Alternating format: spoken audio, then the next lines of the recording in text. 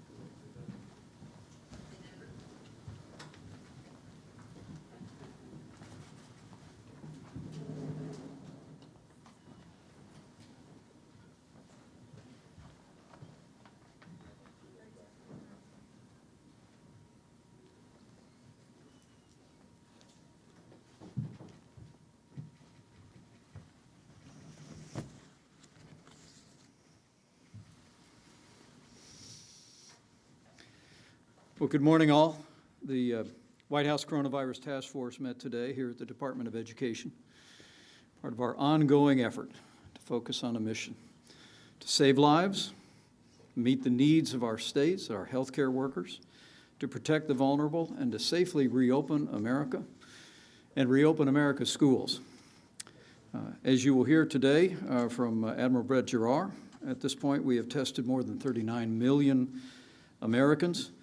Among those, more than 3 million Americans have tested positive, and more than 1.3 million Americans have recovered.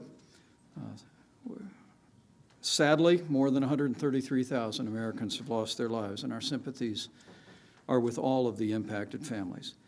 And while we mourn with those who mourn, because of what the American people have done, because of the extraordinary work of our healthcare workers around the country, we are encouraged that the average fatality rate continues to be low and steady. And at days earlier this week was actually 90% lower than at the height of this pandemic. Again, it's a credit to the sacrifices the American people have made, that the extraordinary work that our healthcare workers are doing. And we pledge this task force, working in partnership with governors all across the country, is going to continue to work our hearts out 24 hours a day to continue to keep our losses low. In just a few moments, Dr.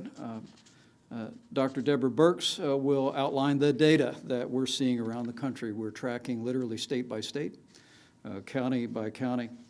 But as she will describe in a moment, we're actually seeing early indications of a percent of positive testing flattening in Arizona and Florida and Texas. Governors in each of those states have taken strong steps to flatten the curve, and again, as Dr. Birx will describe, we're beginning to see early indications that positivity is flattening, and in Arizona and Florida, we are beginning to see declining numbers of emergency room visits as well. We believe the takeaway from this for every American, particularly in those states that are impacted, is keep doing what you're doing, because we're starting to see the first indications that, as we were able to do in the Northeast, as we were able to do in New Orleans and Louisiana and Michigan and other places around the country, we're putting into practice those mitigation efforts, and we're beginning to see indications that they are having a good effect. We are focused on the states where more than half of the new cases have arisen: Texas, Arizona, Florida, and California, and have received encouraging reports even through this morning. Strong supplies of PPE in hospitals. Hospital capacity remains strong. The one need that we did hear from governors across the region is for personnel. And over the last week, working through FEMA, the Department of Defense, and HHS, we've been processing requests to deploy over 1,070 doctors and nurses and medical personnel. At this point, roughly 525 doctors and nurses are on the ground in Arizona, California, and Texas, and we're processing a request from Florida for an additional amount. We've made it very clear, as we, if you'll recall, we deployed at the President's direction active duty military medical personnel to New York, to New Jersey, to Connecticut, to Michigan, to Louisiana, and we're in the process of doing that again, just to make sure that, that those dedicated doctors and nurses and healthcare workers have the relief that they need as we see cases rising in various communities across the Sun Belt, and we'll continue to work that. We had a conference call yesterday with the nation's governors. We are in the process of continuing to send every week detailed county-by-county summaries, analysis, and recommendations to governors that are being implemented and well received. We also are issuing renewed guidance on preservation and reuse of PPE. Again, what we're hearing, and not just speaking to governors, but talking directly to hospitals, is that, frankly, because of the historic effort that President Trump implemented to spin up hundreds of millions of supplies of gloves and and masks and face shields, and as well as the construction of ventilators. We now have 59,000 ventilators in our supplies. PPE, we hear, remains very strong, but we're encouraging healthcare workers to begin now to use some of the best practices that we learned in other parts of the country to preserve and to reuse the PPE supplies. So our focus is to make sure our states have everything they need when they need it, and we're working closely with all the governors to make that a reality. But what brings us to the Department of Education is as we see to the needs of our states, and we focus on the health care of the American people, we're working to reopen America and to reopen America's schools. And yesterday, President Trump convened a summit of education leaders and health officials at the White House. And as the President made clear yesterday, it's time. It's time for us to get our kids back to school. And the summit yesterday gave us an opportunity to outline and to learn what we might be able to do that. In just a few moments, I'm going to ask Secretary DeVos to talk about the approach the Department of Education is taking to assisting local communities and states in bringing their schools back online. And also we'll hear from Dr. Bob Redfield, who has been literally since early in this pandemic providing guidance to schools, and will be issuing additional guidance next week. I wouldn't want to pass the opportunity, though, not just as Vice President, but as someone who's been married to a school teacher now for 35 years, just to say thank you to all the teachers out there. From early in this pandemic, teachers learned how to do the distance teaching and did a remarkable job, oftentimes having to care for their own families and make sure their own children's studies were happening. So to all of our America's teachers, we say thank you. We also want to say thank you to the parents who had to step in and become educators for all of their kids. It's really been remarkable when you see what our kids have been able to accomplish during this difficult time. But what we heard again yesterday from education officials and what we heard from the American Academy of Pediatrics, it's absolutely essential that we get our kids back into classroom for in-person learning. We can't let our kids fall behind academically, but it's important that the American people remember that for children that have mental health issues, for special needs children, for nutrition, for children in communities facing persistent poverty, the school is the place where they receive all those services. And so this is not just simply about making sure our kids are learning and they're advancing academically, but for their mental health, for their well-being, for their physical health, for nutrition. We got to get our kids back to school. And as you heard the President yesterday, and even again this morning, we're absolutely determined to work in partnership with our states to give the guidance for states and communities to be able to safely reopen our schools. The CDC will be issuing new guidance next week, part of a 5-part series of recommendations that will give all new tools to our schools. But what Dr. Redfield made clear yesterday, I'm sure he'll make clear again today, is we're here to help. We don't want federal guidance to be a substitute for state and local laws and rules and guidance. We're here to assist with the shared objective that I think is shared by every parent in America, which is we want to get our kids back. We want to get them back in the classroom. We want to get our teachers back in the front of those classrooms. We got to get our kids learning in person once again. As Congress is still in recess, but will gather again soon, we already are in discussions about additional potential support, although we were able to remind governors that $13.3 billion is available in the CARES Act for states to be able to assist them as they roll out and restart schools across the country. At the present moment, we learned yesterday that only 1.5% of those funds has been drawn down by states, and we encouraged governors to take advantage of that. Our objectives, as I said, are to save lives, meet the needs of our states and their healthcare workers, protect the most vulnerable, and safely reopen America and safely reopen our schools. And the good news is we are reopening America. The jobs report last Thursday spoke for itself, nearly 5 million jobs created. And I can tell you, evidence all around the country is that the American people are finding a way to do their part, to put the health of their neighbors first, even while we all find a way to get back to work, to worship, and to school. And we all have a role to play to slow the spread, to protect the most vulnerable, and to safely reopen our country and our schools. And so I would just close before I turn the podium over to Dr. Birx for her report, just simply to say thank you to the American people. Thank you for what you've done so far. Thank you for the way you've put the health and well-being of not just family members and friends, but strangers, people you didn't even know first. And we just encourage you to keep doing what you're doing. Keep heeding the guidance of state and local authorities. Practice good hygiene. Wash your hands. Wear a mask wherever state and local authorities determine it's indicated, or wear a mask where you can't engage in social distancing. This is the role each of us can continue to play, and we're seeing some early indications in some of the most impacted states that Americans are doing just that. So we want to encourage you on and tell you that we're going to continue to do our part.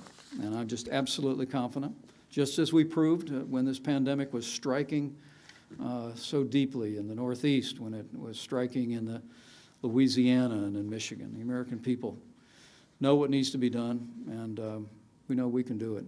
And we flattened the curve before. We slowed the spread before, and we can do it again. But we've got to all do our part, and we'll do it together. With that, Dr. Deborah Birx, and then we'll get a report from Admiral Giroir before we move on to other reports. Dr. Birx. Thank you, Mr. Vice President. If I could have the first slide, please. And I know some of you do watch what I wear, so I'm wearing this specially today. This came from the Salt River Tribe. I just want to, mask can be a fashion statement. And I want to thank the Salt River Tribe. It was a real pleasure to be out and speaking to individuals around the United States about the issues that they're facing with COVID-19, to be able to meet with communities, hospital personnel, African-American communities, Hispanic communities, and our Pride tribal nations. That was a privilege last week. I want to start with Arizona, just to pick up where the Vice President left off. That orange line is the number of tests performed, and the blue line is the test positivity. Now, this is at the level of the state. And Arizona does have 3 counties that we're tracking very closely. Obviously, you know, the largest one being Phoenix and Maricopa County. But this does show that the blue line, which is a 7-day average, and thank you to the data team for these wonderful slides, the 7-day average is showing some flattening, and they find that encouraging. Also equally encouraging at this point, because we know that the test positivity rate is the first thing to increase, and we're hoping that it heralds a stability in Arizona of at least reaching a plateau in their curve. The red line represents the emergency room visits for any of the COVID-like symptoms. And this is also an early indicator, and we find that encouraging. The next slide does show the counties that we're tracking, obviously the largest county being Maricopa County with the largest number of infections, but clearly there's issues in Yuma and Pima. The Vice President mentioned the weekly reports that go to governors. This is what the report looks like. Of course, they're full-side pages. This is Alaska's. On the front page is our interpretation of what we're seeing relevant to their epidemic, with specific recommendations related to where we see them as far as being in a danger zone. They are coded by yellow and red. And it follows that they see everything you're seeing on that first report in boxes, warning boxes, and then each of the counties are represented so that they have in one place 5 pages from the White House and task force that summarizes what we're seeing, and that goes out weekly. Next slide, please. This looks at Florida, and you can see in the same way, the red line, early suggestions of decreasing emergency room visits for the symptoms of COVID, and some stability starting in that blue line, hoping that heralds a stability in the number of daily reported cases. We also understand that we went through a holiday weekend, and holiday weekends can impact data on both ends, underreporting through the weekend, and then catch-up reporting on Monday, Tuesday, and Wednesday after holiday weekend. Next slide, this shows the counties of Florida that we're tracking. These are the top 10 counties in Florida, and you can see each of them have a different profile. I want to call your attention to the counties that are across the bottom there that are more difficult to see. Some of those represent Jacksonville and other large metros, including Tampa. When the governor talks about how they were steady and low for a long period of time after reopening, this is where that is reflected for almost 5 weeks after reopening. Clearly, there was something that happened, though, and those that we're looking into across the board, because whatever happened in Florida happened across the Sun Belt, and that all of the curves and all of the findings are mirrored. If you remember early on in March and April, we were talking about first the New York Metro, followed by Boston, followed by Philadelphia, then Chicago, and New Orleans was with the New York Metro. And so it was a series of individual curves. In this case, whatever occurred almost simultaneously across the South. And so we're investigating that very closely to really see the etiology behind that, because that can help us as an early warning signal, but also help us in guidance to the American people of what we're asking them to do. Next slide, Texas. And you can see Texas is in a similar situation with their blue line, and we're watching this very closely across Texas. Next slide. But I think all of you know that there's a series of major metros in Texas with significant increase in cases from Houston to Dallas to San Antonio to El Paso and McClellan area. And so the governors get this type of report with specific recommendations. And then finally, California, where you can see, next slide, thank you. Again, a long time of stability, but then this increase in the number of test positives and rapid increase in cases. Next slide, and you can see the majority of the issue is in the Los Angeles area, although we see this through Riverside, Imperial, Sacramento, and now San Francisco with increased number of cases.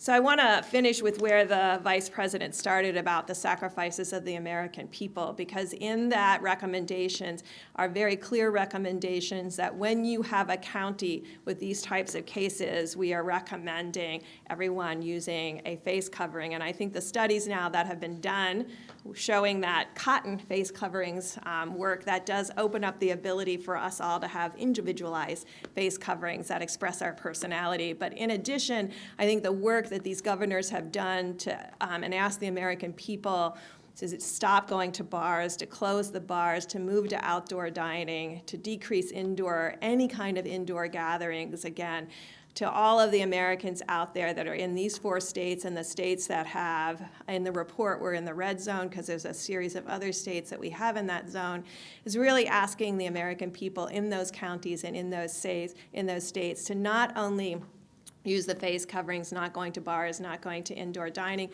but really not gathering in homes either, and decreasing those gatherings back down to our phase 1 recommendation, which was 10 or less. So thank you. Thank you, Mr. Vice President. Adam, report on testing. Thank you, Mr. Vice President.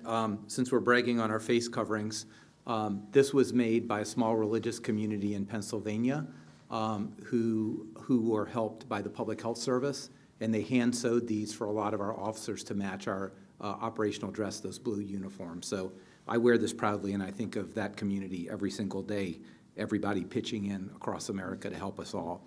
So in terms of testing, I want to cover 3 quick topics. First one is just where we are numerically. Vice President has already said we are now topping 39 million tests across the country. The states really crushed their goal in June.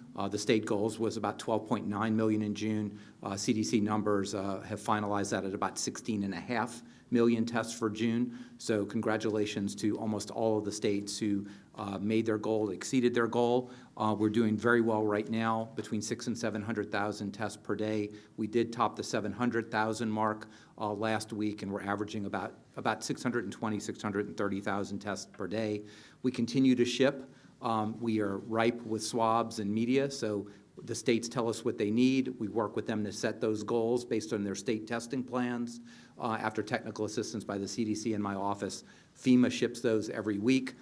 Now that's along with ASPR, the Assistant Secretary for Preparedness and Response at HHS. So that's sort of the overall general view. We announced yesterday what we talked about a little bit last week, and that is federal surge sites. We opened these in 3 communities. There was a list of communities identified by Dr. Birx and her team that had certain characteristics of their infection trend, but also met certain characteristics of numerical numbers and isolation that surge testing might have an impact over a short period of time. So our goal in those communities is to do at least 5,000 tests per day, and those are in Baton Rouge, Jacksonville, and McAllen, the McAllen in Texas. And we have many other sites that we're working with. Again, this is a partnership with the state and local governments to make that happen. They're up and running and testing in all 3 sites. Baton Rouge started yesterday. The other 2 sites start today, and we already have almost 6,500 appointments already made this morning, so that's going very, very well. The last thing I want to talk about is Phoenix, and I don't know if we have the slides for this. I get just a little bit concerned when I hear things in the news like we're doing nothing for Phoenix and the federal government hasn't been doing anything with Phoenix, because that really is not correct, and it undermines a lot of the things that we're doing. I'm going to show you some slides. I didn't make these slides up. My team, this was part of a 55-slide deck just on Phoenix, where we understand the demographics, the health disparities, the income levels, the racial and ethnicity backgrounds, where the tests are done, where the resources are. This is how we really work the issues. So first of all, we're in constant contact with Governor Ducey and his team. His state health officials are outstanding. We not only talk on the calls, but we have frequent calls, and I know Dr. Redfield does this as well, and Ambassador Birx does this as well. Number 2, we provide support according to the state plans. Just in the last 2 months, we've shipped over 500,000 swabs and media to the state to fulfill their plans. In terms of Phoenix, if I can get the first slide back, please. I just want to say that, yes, we have lots of support in Phoenix. This is the community-based testing locations. I didn't decode this because it's right out of my slide deck. Phoenix has 3 federally funded retail sites. This is paid on a per capita basis. You come up, get a test. These sites, not these 3 sites, but this overall program has tested just under 1 million individuals, and they're located specifically in communities of high social vulnerability. We have 3 there. We also have 13 what we call 3.0 sites. These are retail pharmacies that, because of our regulatory flexibility, they can do that without a federal stipend or grant. They do this just through the insurance, Medicare, and Medicaid billing system. So those are 16 federal sites we have in Phoenix. Next slide. I don't know if there's a map to go with that, but under the leadership of Secretary Azar, we've really surged into FQHCs, federally qualified health centers. This is where you really want testing to happen, because these are medical homes for those who are indigent and underserved.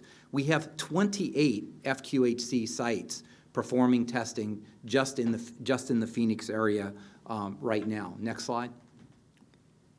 We don't have that slide, but let me talk about, we've also identified every single testing machine in Phoenix. So there are testing machines to do tens of thousands of tests per day, and we're sending at least 100,000, okay, maybe it'll come up, maybe it won't, but at least 100,000 assays to the Phoenix area every week. So these are all the things we're doing in the background that happen on a regular basis, that we do community by community by community. Now, 2 days ago, I heard that Mayor Gallego was unhappy because there was no federal support. I heard that on Monday morning. I was on the phone with the FEMA representative in the afternoon. It was clear to me that Phoenix was not in tune with all the things that the state were doing. We convened a call last night where we had Governor Ducey's people on the phone. where we had the mayor's people on the phone, where we had various health officials on the phone. We got everybody together, understood where the gaps are. There's a surge from Arizona State. There are a surge in testing sites that are state testing sites in Phoenix that are up there. And this morning, Governor Ducey looked at everything, thought a surge site would be helpful in West Phoenix. He requested that, and we're contracting that right now. So I just wanted to give you that example because it really pains me when somebody says the federal government isn't doing anything when we have 41 federal sites there. We're sending supplies, we're sending tests, and we work with the governor every day. And if there's an appropriate request and it's on the list for Dr. Birx, which it was, we will send a surge site, and that's what we're doing. We're contracting that this afternoon. Thank you. Good job. Thank you, Admiral Giroir. As we said, the focus today is on safely reopening our schools. And as we discussed yesterday at the White House summit, from very early in this process, the Centers for Disease Control has been issuing guidance for schools and for child care services in early March, March the 12th to be specific. And when we first published the 15 days to slow the spread and encourage people to engage in schooling from home wherever possible. From that point forward, CDC has published decision trees about how schools can begin to develop reopening plans, and just last week published new guidance for K-12 schools. But next week, as Dr. Redfield can elaborate, in a few moments, they'll be issuing 5 new documents that'll range from preparing communities to return to school safely to decision-making tools for parents and caregivers, and to create symptom screening considerations as children and teachers return to school. But as we made clear yesterday, we'll make clear again today, we're here to help. And none of the CDC's recommendations are intended to replace state, local rules and guidance. That what we've made clear to governors and to state and local health officials is CDC stands ready to work with local officials as they tailor their plan for reopening their schools. But we're all committed to getting our kids back in the classroom and getting them back in the classroom this fall. With that, I want the Secretary of Education to reflect on the efforts she's making here at the Department of Education. Then we'll hear from Dr. Redfield, and then a few wrap-up comments from Secretary of HHS before we go to questions. Madam Secretary. Thanks, Mr. Vice President. Thank you so much, Mr. Vice President. Thanks for hosting the task force here today. We are so grateful to the President and to you for your leadership on doing what's right for students. Yesterday, we had a really good and important conversation at the White House with local leaders and great teachers and parents. It was insightful and inspiring. And as Mrs. Pence noted, these past few months, parents have worn multiple hats. They really are our unsung heroes. And I might add, as the Vice President noted, as are the teachers who were often playing dual roles as parents themselves and continuing to help their students learn.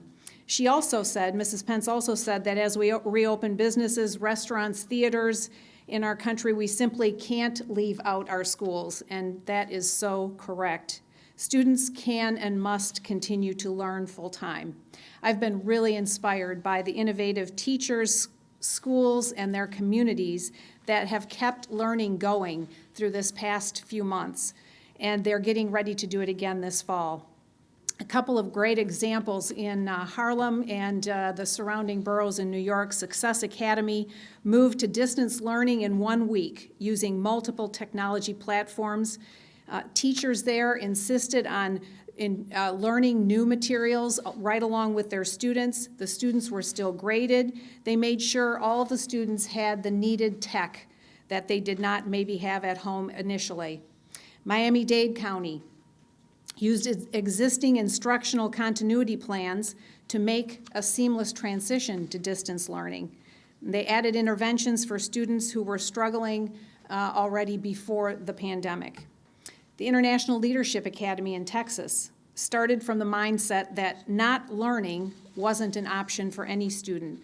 They delivered multilingual and special education curriculum to all of their students. There were a number of schools and districts across the country that did an awesome job of transitioning this spring.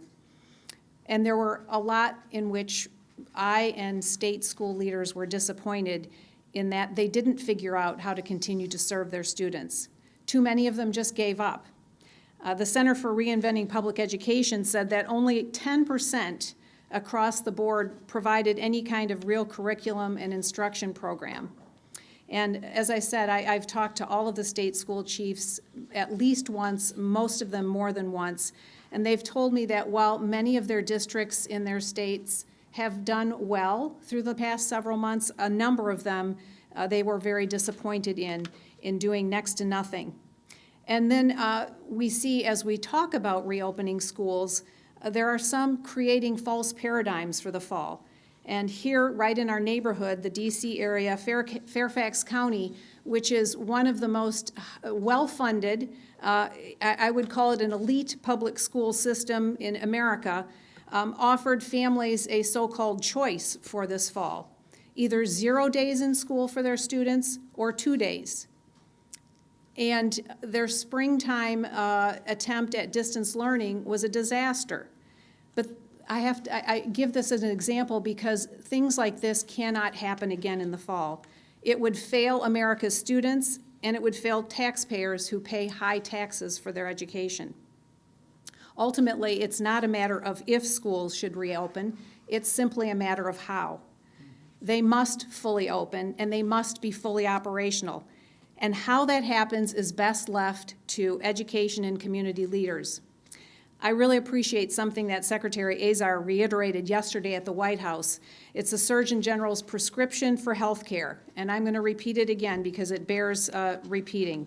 First, ask yourself, what's your individual circumstance? Are you or is someone in your home vulnerable? Second, what's going on in your community? Is the virus widespread or is it isolated? And third, think about the kind of school activity that you're thinking about how to accommodate and deal with. What needs to be in place for things to be successful? Education leaders need to examine real data for their own states and communities and weigh the risks. Local leaders in every community need to ask these questions and consider all the risks. Physical health and safety are factors. So is mental health. So is social-emotional development. And importantly, very importantly, so are lost opportunities for students, particularly the most vulnerable among us and students with disabilities. The American Academy of Pediatrics noted, keeping schools closed places children and adolescents at considerable risk of morbidity and in some cases mortality. The pediatrics guidance concluded that everyone should start with a goal of having students physically present in school. Fully open and fully operational means that students need a full school year or more, and it's expected it will look different depending on where you are. What's clear is that students and their families need more options. I've talked a long time about the need to rethink education and to expand education options for all students. This moment really demands action. And America always was and is and always will be a country of doers. We are confident that with grit and determination and a measure of grace, we can and will do what's right for all the students in our nation. Thanks very much. Dr. Redfield. Thank you very much, Mr. Vice President. First and foremost, I want to make it very, very clear that the guidance that CDC continues to put out for schools K through 12 and higher learning is intentional for reopening and keeping our schools open. That's its purpose. We recognize that there's a variety of unique circumstances for different schools and different school districts. And so we've outlined a number of strategies that those schools, those administrators can use to accomplish this goal safely. But I want to make it very clear that what is not the intent of CDC's guidelines is to be used as a rationale to keep schools closed. We're prepared to work with each school, each jurisdiction, to help them use the different strategies that we've proposed that help do this safely so they come up with the optimal strategy for those schools. I think it's critical, and it would be personally very disappointing to me, and I know my agency, if we saw that individuals were using these guidelines as a rationale for not reopening our schools. I think there's a series of different additional guidelines that we are about to put out to help really with the K-12 community, particularly at the community level, to help open safely. Guidelines also that come out, or consideration documents for parents and caregivers. Guidelines for schools to help them understand how best to do symptom surveillance and characterize symptoms in the schools as a tool, and guidelines to really work at how and the ins and outs of using face masks in the school setting, as well as finally some guidance in to help the schools have systems which they can monitor their programs. But I want to close by just reiterating again, the purpose of CDC's guidance is, remember, it's guidance, it's not requirements, and its purpose is to facilitate the reopening and the keeping open the schools in this country, because as the Vice President said, it is critical that we get these schools open, do it safely.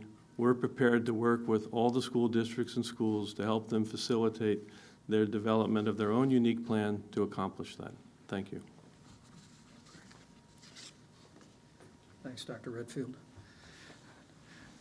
Opening up schools is the right thing to do for our kids, so they don't fall behind academically, and also so that children that are in need of services, special needs children, children with mental health issues, nutrition needs, have the support that they receive at the schools.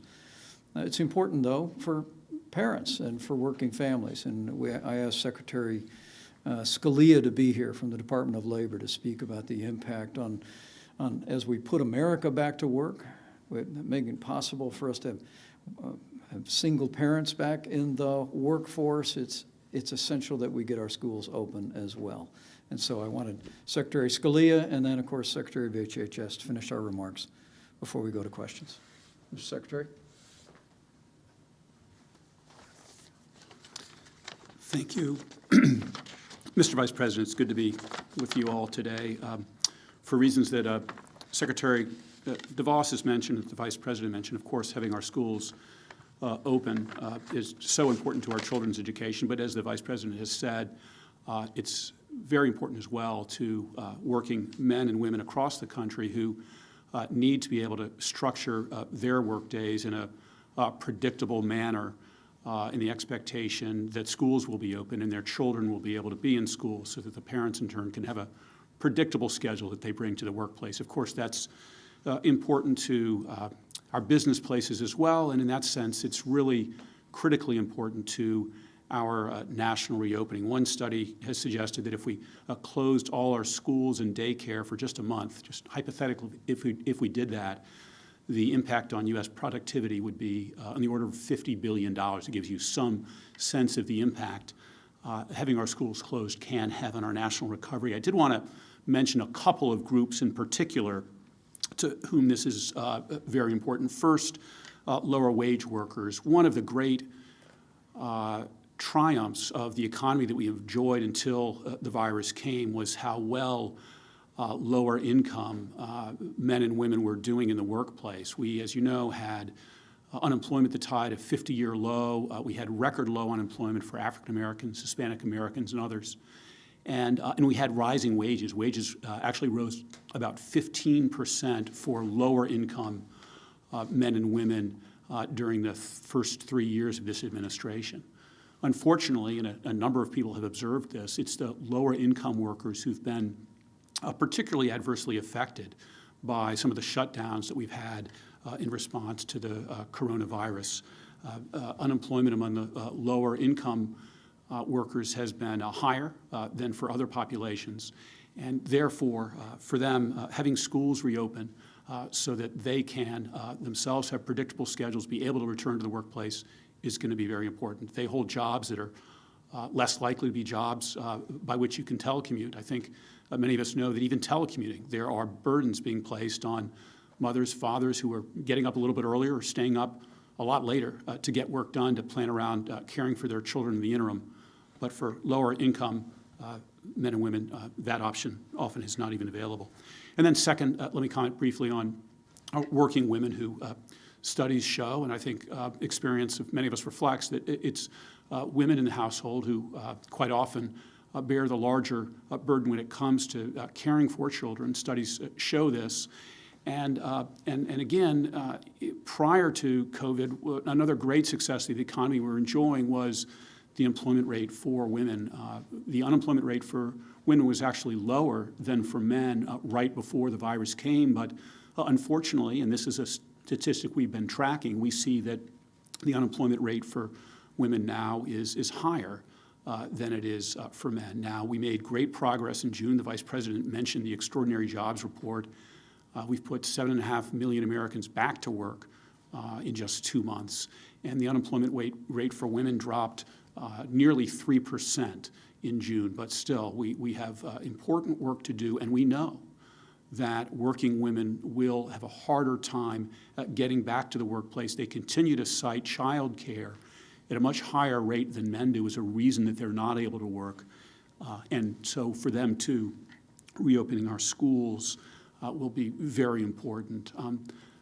Just to wrap up, in such an important sense, the pace and structure of our national life is built around the expectation that our young people will be in school in person during the school year. That's so important for them, but it's also vitally important for their parents, and in that sense, so critical to this reopening that is proceeding very well economically, but to keep going, we need our schools open in the fall.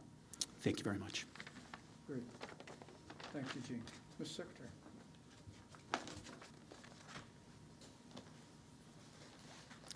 Well, thank you very much, Mr. Vice President, for your leadership of the President's All of America approach to combating the virus and for the focus that you're now putting on getting our kids safely back to school. From HHS's perspective, reopening schools safely may be the single most important thing that we can do to support healthy families during this pandemic. All decisions about undertaking activities during COVID-19 have to look at risk as a continuum, not a binary question. States and school districts can think about the same things that we urge individuals to think about. As Secretary DeVos noted, our Surgeon General has come out with his prescription for health. Ask yourself 3 critical questions. Where are you? Is there significant community transmission of the virus in your area? Whom are we talking about? Children are much less susceptible to severe outcomes from the virus than adults. And what activities are we looking at? There are more and less risky activities for schools, like keeping kids in the same classroom versus changing classes, avoiding large gatherings, and doing activities outside whenever possible. Reopening schools comes with some risk, but there are risks to keeping kids at home too. At home, kids aren't benefiting from social stimulation. They may be falling behind in learning. They may be more vulnerable to abuse that goes unreported by the mandatory reporters in our school system. They may not be getting special services they may need. They may not be getting the nutrition that they get at school. And it may be difficult for parents to get back to work, as Secretary Scalia noted. This issue, like so many considerations around safely reopening, isn't about health versus the economy, but about health versus health. All of this is why the American Academy of Pediatrics has strongly recommended beginning with the goal of having students physically present in school. This goal is the right way to use the extensive guidance that CDC has put out to help each state and school district think through a safe reopening. Last week, we put out guidance around testing for K through 12 schools. This guidance, like our guidance for colleges and universities, offers recommendations for how and when students, teachers, and staff should be tested. While CDC does not make a recommendation in favor of universal testing, it's a perfectly appropriate surveillance technique where the capacity exists, and capacity is growing all the time. We've talked with colleges and universities that are able to use their research lab capacity with pooling of multiple samples to test their whole student bodies and staff frequently, thanks to regulatory flexibility that CMS and the FDA have provided. Many of the leaders we heard from yesterday at the White House School Reopening Summit are doing testing before returning to school, and then sentinel surveillance. On top of that, the measures we recommend universally, like keeping a distance, wearing a face covering, and frequent hand washing, are effective and can be applied in the college or the K through 12 setting. We put out the CDC guidance to enable and support states and school districts in reopening safely. We want them to use the tools available to reduce risk, and we'll be putting out more guidance on how schools can use each of these tools, such as face coverings. On top of that, I will reiterate that our set of tools is expanding all of the time. Just yesterday, we signed a new agreement with Regeneron to provide nearly $500 million in support for a promising therapeutic, all the way to manufacturing hundreds of thousands of doses for the American people.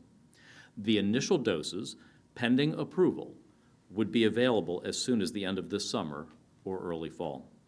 That is the first of a number of therapeutic agreements that we will do under the President's Operation Warp Speed initiative. Promising therapeutics are already being administered every day by our heroic healthcare workers. I want to thank these heroes who continue to put themselves at risk, caring for those suffering from the virus. We know many frontline workers have gotten sick, and we know some have given their lives, including some of my employees in the Indian Health Service. And America is deeply grateful. It is because we are making progress against the virus and learning more about it every day that we can talk about how to bring America's kids and teachers back to school safely. We have the tools to do it, and it has to be a top priority.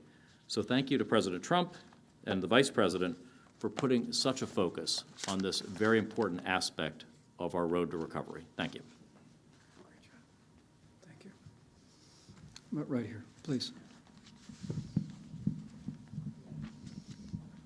Here we come.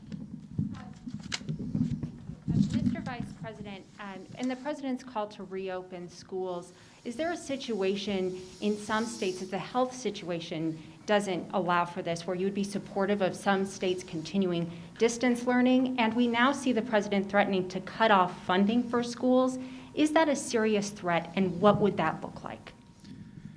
Well, the principle behind our approach to this coronavirus pandemic has been to provide federal support as states manage their own response. And what I can tell you is in the weekly reports that we provide governors, we're down to the county level in terms of where the new cases are, where the positivity lies. And I think we would account for the fact that while we hope every school in America is able to open this fall, there may be some states and local communities that given cases or positivity in that community may adjust to either a certain set of days or certain limitations. And we'll be very respectful of that.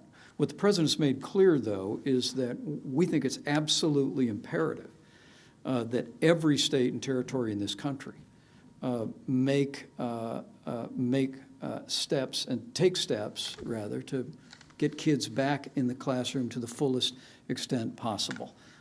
We really believe that every state has the ability to do that, but for those individual communities that may be seeing outbreaks, we'll work with them, give them the guidance and the support to be able to implement the policies that they deem are most appropriate. Our mission here is to safely reopen our schools, and as you've heard from all of these members of our task force, it's not just about kids learning and not falling behind academically. It's about all the vital services that children receive at our schools. It's about working families. It's about opening up America again. And so we'll continue to drive on that. On your second point, I would tell you that at this point, I think 90% of education funding comes from the states, roughly 10%, depending on states' budgets, come from the federal government.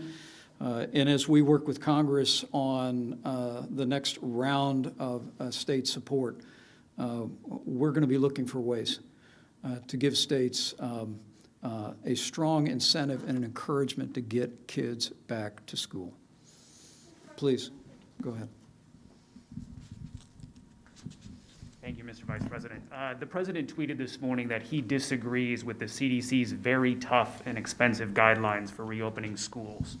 Do you also disagree with those guidelines? And are you concerned that you may be putting the health of students and teachers at risk by trying to meet the President's demand to reopen? Well, the President and I spoke about that this morning, and I think what you will see in the coming days, what you heard from Dr. Redfield yesterday at the summit and again today, is very consistent with the President's objective and the concerns that he's raised. We don't want the guidance from CDC to be a reason why schools don't open.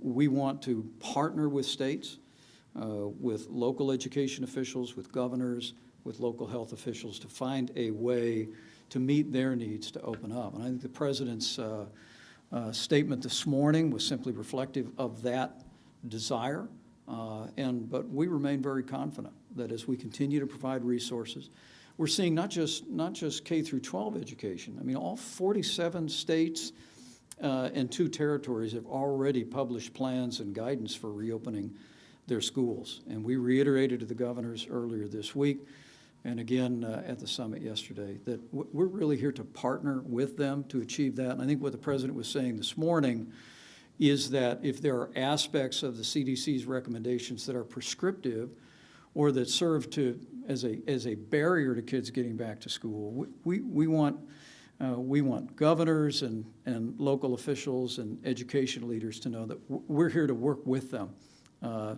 to support the measures they're putting into place. But I think that every American knows that we can safely reopen our schools, and we want, as the President said this morning, to make sure that what we're doing doesn't stand in the way of doing that. Can I just follow up on that, sir? Go ahead.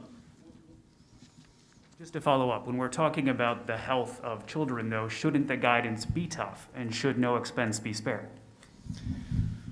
Well, I'm going to ask Bob Redfield to speak to that. And one of the things that we have seen, and I tell you, as a parent, as much as your Vice President and the head of this task force, I've been grateful for it, is that apart from having an underlying health condition, children do not appear to be susceptible to serious illness from the coronavirus. Dr. Burke can speak to that statistically on a global basis, and that's been a blessing for Americans and American families. And so, as Secretary Azar just said, we know that the risk of serious illness to children is very low. And there are measures we can put into place to make sure that we don't see the spread of the virus or outbreaks in individual schools by having children learn in a single classroom or learn outside as often as possible and not go into larger settings. And this is all the kind of guidance that the CDC is putting forward. But I'm going to let Bob Redfield speak to that because we really do believe that we can open these schools safely, given what we have seen in terms of outcomes among children, and also the kind of measures that we think we can put into effect to prevent the spread. Thank you, Mr. Vice President. I think it's really important to be clear that our recommendations to open these schools are really based on the sound public health and safety and health of children. I think you heard already from some of the speakers, there's substantial health consequences that we've seen as a consequence of schools being closed, whether it's access to mental health services, or it's access to nutrition. Clearly, we know a lot, and I think it's important that we don't react emotionally, but we act based on data. Clearly, the ability of this virus to cause significant illness in children is very, very, very, very limited. We know of the post-immune inflammatory disease that you've heard about, but it's very rare. But in general, this virus does not cause significant illness in children. Secondly, and I think it's important, unlike influenza, where one of our biggest concerns is we've been able to show that it's really schools and children that become the instrument of transmission, throughout our community with influenza, we really don't have evidence that children are driving the transmission cycle of this. The most important thing as we reopen schools, and as I mentioned before, we're prepared to work with every school and every school district to help them find the right mixture of strategies for them to do this safely. Our recommendations are not requirements, and they're not meant to be prescriptive. We have lots of different options on how the schools can put it together. But what we do want to reiterate as we reopen schools is to remember the importance of protecting the vulnerable. That we will be strong on. It's important to limit the ability of individuals with significant comorbidities, individuals that happen to be elderly with comorbidities. We want to limit those individuals, their interactions in general in society, independent of the schools. Thanks, Bob. And let me say just also in response to your question, I would recommend that every American review the statement issued by the American Academy of Pediatrics that released an important report indicating that there are real physical and mental cause for children to be deprived of an in-classroom setting. Ranges from nutrition to children that have special needs. We heard from Dr. McCann's Katz that some 7 million children in America deal with mental health issues, and the services and the counseling they receive at their schools. And so we want to put the health and well-being of our kids first. And given the fact that children, as Dr. Redfield said again, do not appear to be susceptible to serious outcomes from the coronavirus, we want to put the totality of their health and their well-being forward. And that all tells us, it tells the president, it tells this task force, that means we need to get our kids back to school. Please. Thank you. You articulated the problem, the myriad risks that students face if they stay out of school come the fall. Mm-hmm. But what's the plan? What's the administration's specific plan in terms of increased testing, contact tracing, increased PPE if it's needed to support these schools? As you well know, schools weren't built for students to socially distance. They were built to pack in as many kids as humanly possible, which is one of the reasons why school districts like Fairfax, Virginia, the school district in New York, or Texas, they have moved to this hybrid approach, some virtual learning, some in-person learning. So what's the plan? And then I have a question for Dr. Birx about kids and COVID, if I may. Well, the plan is to continue to do what we have done from the very beginning.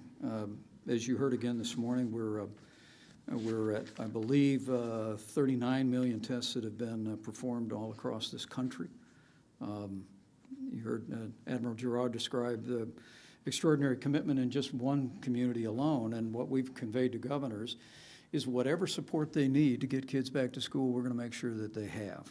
We're going to make sure that they have the testing resources. We're currently educating states on the possibility and working with commercial labs on the possibility of what's called pooling, so that literally there could be one test run on, say, 10 samples, and there are particularly universities that already have built into their plans the idea of testing all of their students at the beginning of the academic year and then doing surveillance testing.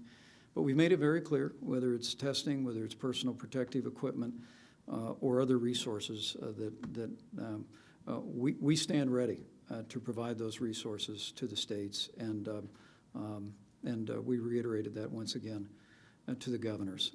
But the good news is, because of the historic mobilization that President Trump initiated, we literally have hundreds of millions of supplies of personal protective equipment, 59,000 ventilators in the Strategic National Stockpile. Testing is scaling all across America, and we know that come the school year, we'll be ready to meet those needs. But question?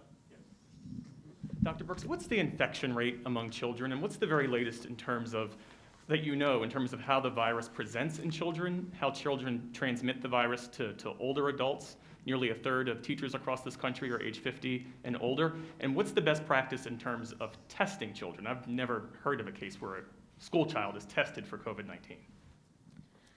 Those are all good questions, and I think it really comes to the evidence base of what do we have as far as testing in children. So if you look across all of the tests that we've done and when we have the age, the portion that has been the lowest tested portion is the under 10-year-olds. So we're putting into place other ways to get testing results from them and looking at antibody in that discarded samples and try to really figure this out, because parents have really done an amazing job of protecting their children. I think Americans have done a great job in keeping infection rates low in children and in the sheltering time, and keeping infection rates right now in this new cases. Originally, I think we saw great protection of people with comorbidities. We are worried now that as cases spread, that it's getting to the older parents and the grandparents. And I call on, again, every multi-generational household, get tested and protect those in the household. And we do know that there are children with vulnerabilities, and certainly within the CDC plan and Department of Education, it's protecting those children also from getting exposed to the virus, because we do know there are children with comorbidities. We know that there are children in America with cancer and undergoing chemotherapy. But when you ask that question, the parents have so protected their children. And remember, early on, we said test if you have symptoms. And now we know that if you're under 18, the majority of you don't have symptoms. And so really figuring out, and there's universities working around the country on a saliva test.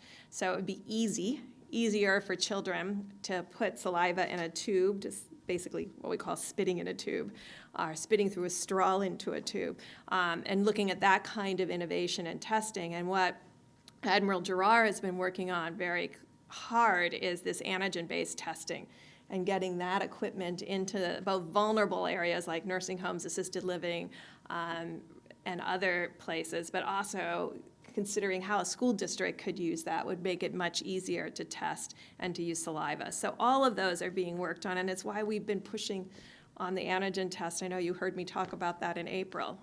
We're pushing on that because we think it is important for testing of students and testing in universities. But we have our data is skewed originally to people with symptoms and then skewed to adults over 18. And so we are looking very closely into that category by using our antibody tests. Did you want to talk about the risk to children? Oh, I think the Vice President covered that incredibly well. We know that mortality rate in under 25 from the CDC data is less than 0.1%, and so that has been holding. But until we know how many have been infected, we have no evidence that there is significant mortality in children without coexisting diseases. And that's what we're looking for right now, is to really make sure we've overturned every rock and understand that in deep detail. Thanks, Sam. Yeah, right here and then there. Mr. Vice President, we all know the CDC guidelines are not requirements, they're advice. Right. And isn't the President, when he calls it too tough or impractical, making it easier for Americans and for school officials to ignore that advice? I have every confidence that governors and state education officials and local health officials are going to implement the policies that they think are in the best interest of children and families. And I think the President's sentiment this morning, I think, is shared widely by the American people and certainly by members of this task force. We want to make it very clear that excuse me, the guidance that we're issuing is not to supplant the laws, the rules, the regulation, or the decisions at the state level. It's meant to create essentially a range of options. And what we made clear to governors on the governor's call this week specifically was that we are prepared at the CDC to sit down with state officials and to work through their plan and be able to advise and dialogue with them about the best way forward. But I must tell you that in this role over the last 4 months, I've been impressed by governors in both political parties and health officials in all of our states and our territories with the way they put the health of their people first. But I must also say that I have a great sense talking to governors and a great sense that this is something the American people want to see happen, and governors are hearing that. They know that, and that's why you have 47 states that have already issued plans or guidelines, and we're going to work with them to make those a reality. Last question, guys. Okay. Thank you, Mr. Vice President. I have two questions, one for you and then one for Dr. Redfield. Can you explain why the president is threatening to cut funding from schools at a time when educators are saying they need more so they can safely reopen? Caitlin, first and foremost, it's what you heard from the president is just a determination to provide the kind of leadership from the federal level that says that we're going to get our kids back to school because that's where they belong. And we know based upon what our best health officials tell us that we can do that in a safe and in a responsible way.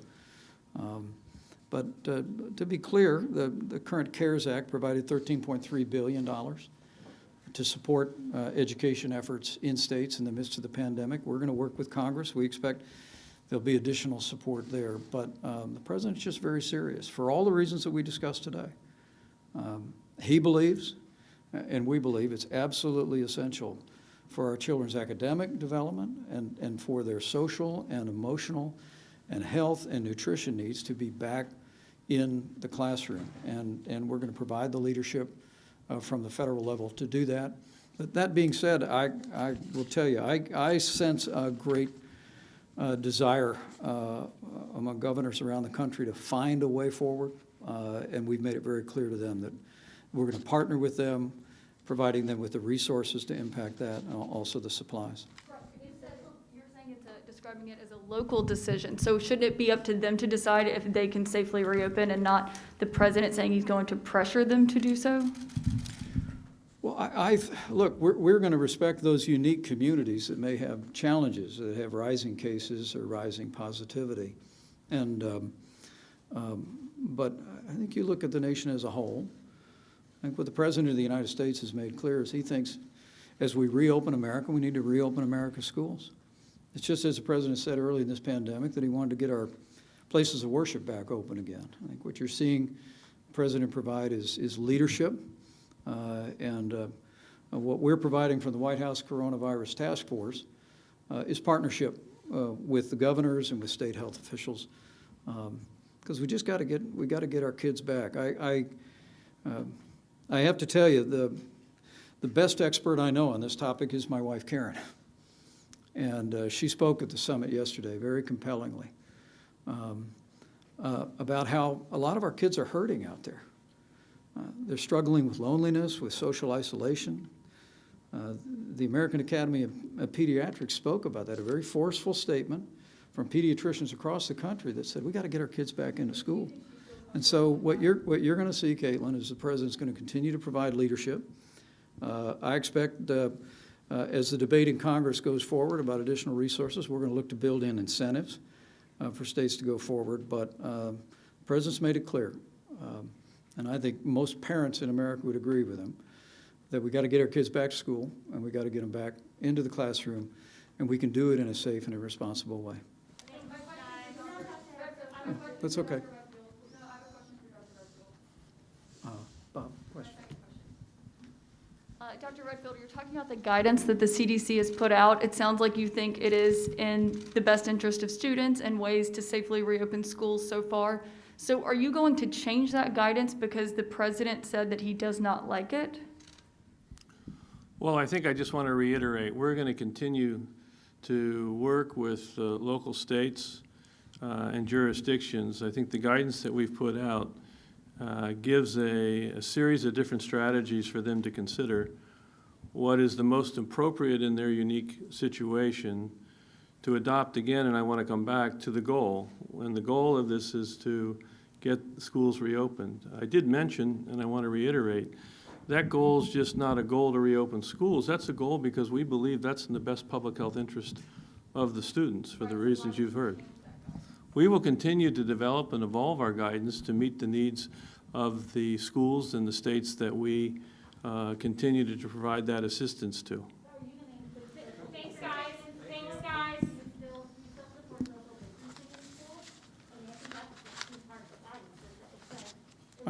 I'm sorry, I can't hear your question. Go ahead. The guidance recommends that schools have social distancing of students, 6 feet apart. And that's why these schools are adopting these hybrid models, is because they don't feel they can keep students 6 feet apart within their building. So I'm just wondering if that particular part of the guidance is something you're rethinking, or do you support that social distancing inside schools? Because that's where schools, I think, are having trouble. Well, the president said today we just don't want the guidance to be too tough. And that's the reason why next week CDC is going to be issuing a new set of tools, 5 different documents that will be giving even more clarity on the guidance going forward. But we know each school system, has unique capabilities, different facilities, and what parents around the country should know is that we're here to help. We're here to work with their governors, with their local education officials to get our kids back to school.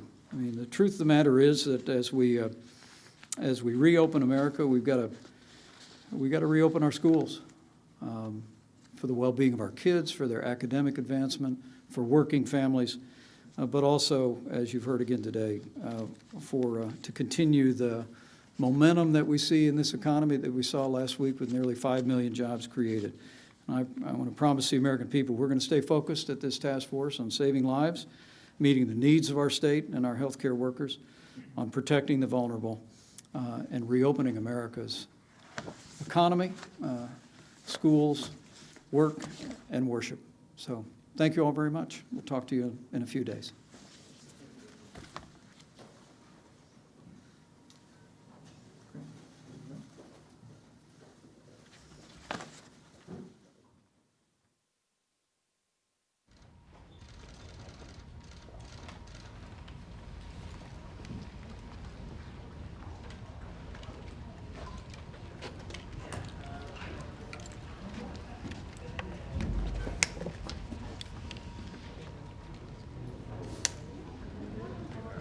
Unfortunately, I have to run for this announcement.